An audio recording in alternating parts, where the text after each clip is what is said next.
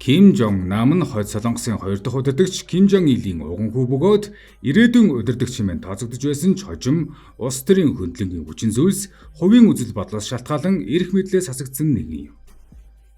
Түүний амьдралын түүх нь Хойд Солонгосын дэглэмийн дотоод зөрчил, хаалттай нийгмийн онцлогийг илтгэн харуулдаг.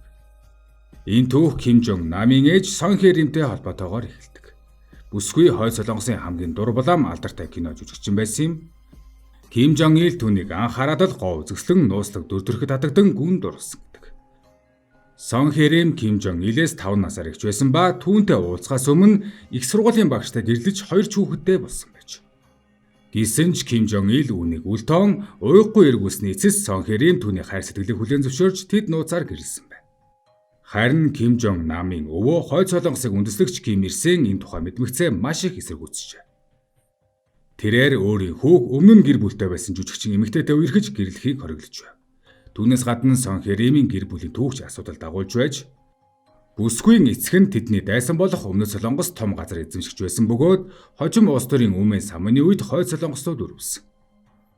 Энэ нь улс төрийн хувьд маш том асуудал үүсгэн удам хугацааны маш төвөгтэй асуудал болсон байна. Ким Ир Сен энэ харилцааг зогсоохыг Ким Жонг Илд хатуу анхааруулж гэр бүлийн засаглалыг муутгах аюултай хэмээн үзэж байж. Гэсэн ч хосууд энэ бүх эсэргүүцлийг үл тоон нууцаар гэрлэж 1971 оны 5 дугаар сарын 10-нд Пёнан хотод Ким Жонг Нам төржээ. Ким Жонг Ил энэ харилцаагаа эцэг Ким Ир Сенээс нууцлж хүүгээ гэр бүлийн гадна орчинд өсгөсөн. Хүүгийнх нь төрсөн талаа харах мэдээлэл задарч болцсохгүй хэмээн болгоомжилсан Ким Жонг Ил эхнэр Сон Хэ Римийг аслагдсан хувийн харштай авчижээ. Түүнтэй хамт эхнэрийнхээ дүү Сон Хэ Ранигч мөн авчирч том хүү Ким Жонг Намыг асруулсан байна.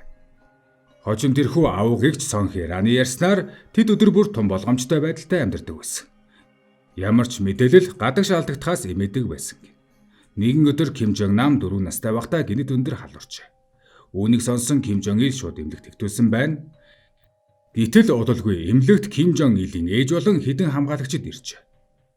Үүнийг мэдсэн Сон Хэ Ран сандарсандаа Ким Жонг Намын байгаа талаар мэдэхгүй гэж айсандаа ямар ч өгдөөгүй хүүхдийг тэрэн цонхоор үсэрч зугтаасан гэдэг. Гэтэл эмнэлгийн гадаа аль хэдийн хамгаалагч дүүрэн байсан тул хүүг авч зугтах боломжгүй болж эмнэлгийн цэцэрлэгт байрлах цэцгийн мандалд нуугдсан байдаг. Энэ бол Ким Жонг Намын авгигчийн ярьсан түүхлээ. Ийм нөхцөл байдлаас болоод Ким Жонг Нам албан ёсоор сургууль суралцах боломжгүй болсон. Авгигч нь түүнийг хэд ганцаарддаг байгааг хараад өөрийн 2 хүүхдийг авчирч түүнтэй тоглуулж байсан гэдэг. Үүний дараа Ким Жонг Намыг зөвлөлт холбоод улсад сургахаар илгээж тэнд өсвөр насныхаа их жилүүдийг өнгөрөөж.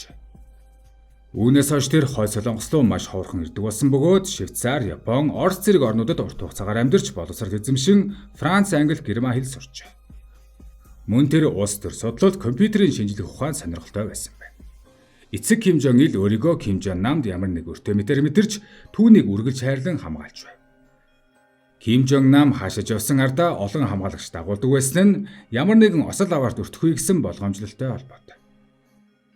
Хэдийгээр Ким Жонг Нам Кимийн гэр бүлд хууль ёсоор оршиж чадаагүй ч Ким Жонг Ил том хүүдээ маш их хайртай байж. Түүнийг аль болох хайр халамж дүүрэн өсгөж сайн боловсрол эзэмшүүлэн Ким Жонг Намыг хинээс ч илүү чухалчилж байсан билээ. Ким Жонг Намын энэхүү нууц далд амьдрал өвөө болох Ким Ир Сенийг нас барсны дараагаар дуусгар болов. Эцэг Ким Жонг Ил нь төрийн эрхийг залгамжлах үед түүнийг ууган хүү болохыг албан ёсоор зарласан байна. Үүнээс хойш Ким Жонг Намын амьдрал бүрэн өөрчлөгдсөн. Ким Жонг Ил хүүгээ дэмжин Хойд Солонгосын Төв хорооны удирдах албанд ажиллуулж ардын армийн генерал цол олгожээ.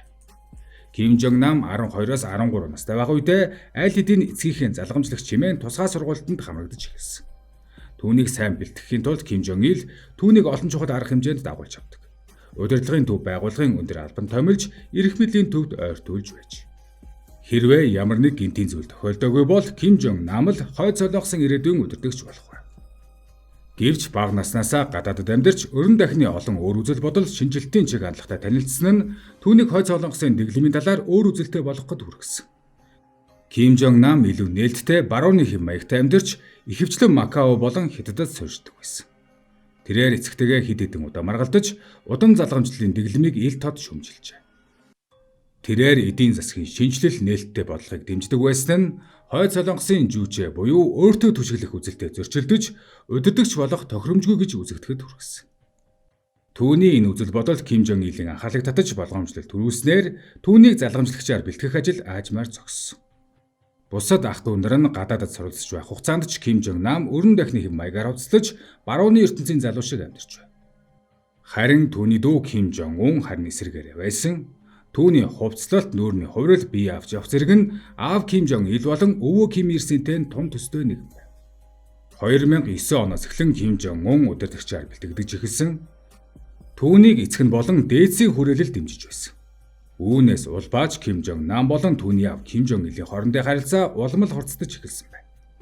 Анх 2001 онд Ким Жон Нам Япон улсад Доминиканы паспорт ашиглан нэвтрэхийг оролцсон нь шуугиан дэрсэн үйл явдал болов. Түүнийг Японоос албадан гаргасан юм. Тэрээр Токиогийн Диснейлендийг зорж байж. Энэ мэдээлэл гадаг шаалдагдсан даруйд хойдууд цочролд орон хойд солонгосын нэр хүндийг гутамшигтайгаар гутаасан гэж үзжээ. Эцэг Ким Жон Ил ч мөн том хүүгийнхээ энэ үйлдэлд маш ихээр урам хугарч итгэл нь алдарсан. Үүний үр дүнд Ким Жон Нам тэргүүлэгчийн байр сууриа бүр мөсөн алдсан. Олон нийтийн бухимдлыг дарахын тулд Ким Жон Ил түүнийг гадаадд суулгаж улс төрөөс тусгаарласан байна. Хожим эцэг Ким Жон Илийн оршуулгын үеэр Ким Жон Нам эх орондоо ирж эцгийнхээ хойдын буйнд оролцоогүй бөгөөд олон нийтээс бүрэн алах болсон. Хожим Ким Жон Нам дурсахдаа эцэг маань олон нийтийн нүдэнд харагддаг шигэ хүйтэн хүн байгаагүй. Тэр надад үнэхээр хайртай байсан. Би гадаадд сурахаар явах болгонд аав маань уйлдаг байсан. Мөн хуваараа надлуу уцаар ярьж биеийг минь асууж халамжилдаг байсан гэж. Харин түүнийг сайн мэдэх хүмүүс хэлэхдээ Ким Жон Нам хизээж улс орныг удирдах хүсэл шуналтай байгаагүй. Тэр хойд солонгосын мөнгийг үрж хэрэггүй зүйл ашиглах хүн биш. Хойд солонгостой холбоотой юу ч хүлээн зөвшөөрдөггүй. Бас сайшаадаггүй. Харин ч аль болох хол байхыг хичээдэг хүн байсан хэмээн ярьжээ. Удалгүй Ким Жон Нам дүүгийнхээ эрх мэдэлд аюул учруулж бодсошгүй итгээд гэж үзэгдсэн. Тэр гадаадад амьдарч байсан ч хаяа хэвлэлд ярилцлага өгч удирдлагын удам залгамжлалын тогтолцоог шүмжилдэг байсан. Энэ ярианч түүнийг бүр аюултай итгээд болгосон юм. 2017 онд Ким Жон Нам Малайз улсад хөнөөгдсөн билээ. Энэ нь хойд солонгосын удирдлагын захиалгаар хийгдсэн үйлдэл гэж үздэг. Түүнийг устгасан нь Ким Жон Ун өөрийн засаглалаа хамгаалж өрсөлдөгчөө устгасан хэрэг гэж өргөнөөр хүлээн зөвшөөрдөг. 2017 оны 2 дугаар сарын 13-нд Ким Жон Нам Малайзийн Куала Лумпурын олон улсын нисэх онгоцны буудалд 2 эмэгтэйн халдлагад өртсөн. Тухайн үед Ким Жон Нам хойд солонгослоо буцах нислэгээ хүлээж байсан бөгөөд 2 эмэгтэй мэдрэлийн хорт бодистой нойтон ач хүрийг түүний нүрэн дээр наасан. Улмаар Ким Жон Нам маш богино хугацаанд буюу 20 минутын дотор нас барсан байна. Тэд VX нэртэй хорт мэдрэлийн бодисыг ашигласан бөгөөд энэхүү бодис нь нэгдсэн үндэсний байгууллагын зэвсгийн жагсаалтанд багтдаг маш хүчтэй хорт бодис юм. Харин Ким Жон Намын сүүхнээс VX хортой бодисын эсэргүүцэлгээтэй атропин нэмийн 12 жил олдсон нь түүнийг өөрийн аюулгүй байдлыг хангах гэж хичээж байсныг харуулж байна. Халдлагыг Индонезийн иргэн Siti Aisyah болон Вьетнамын иргэн Dawn Thi Huong нар гүйцэтгэсэн бөгөөд тэд энэ үйлдэлийг телевизийн хошин нэвтрүүлгийн нэг хэсэг гэж бодсон хэмээн мэдүүлсэн. 2019 онд Siti Aisyah-гийн эсрэг ял шийтгэл цуслагдсан бол Вьетнам эмэгтэй аюултай хэрэгсэл ашиглан гэмтэл учруулсан гэх хөнгөн зүйл ангаар ялавч 3 жил 4 сарын хорих ялсан. Харин түүнийг сайн хүмүүжигч байсан хэмээн 2 жилийн дараа буюу 2019 оны 5 сард сулжээ. Энэхүү аллага нь олон улсын зүгээс хойд солонгосын эсрэг 20 арга хэмжээ авахд хүргэсэн юм. Мөн уг хэрэг нь Малайзийн засгийн газар болон хойд солонгосын засгийн газрын хооронд дипломат маргаан дэгдээсэн.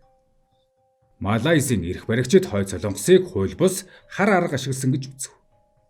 Хоёр улсын хооронд хэрэгжиж байсан визний харилцан чиглүүлэх бодлогыг төр зогсоосноо зарлав. Үүний улмаас хоёр орны харилцаа маш ихээр хурцсан байна.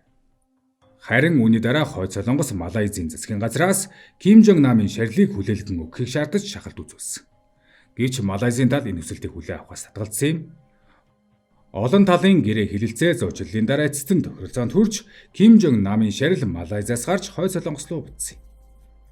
Ким Жон Нам хоёр эхнэр нэг амрагтай байсан бөгөөд нийт 6 хүүхэдтэй. Түүний хүү Ким Хан Сол нь 1995 оны 6 дугаар сарын 16-нд Пёнан хотод төрсөн.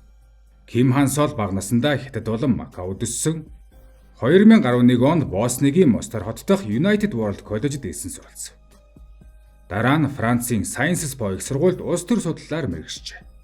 Ким Хан Сол олон нийтэд 2012 онд Финландын Иилэ телевизэд өгсөн ярилцлагаараа танигдав. Тэр гэр бүлийнхээ дэглэмийг шүүмжилж, хойд солонгосын ард түмний зовлонг ойлгож байгаагаа илэрхийлсэн.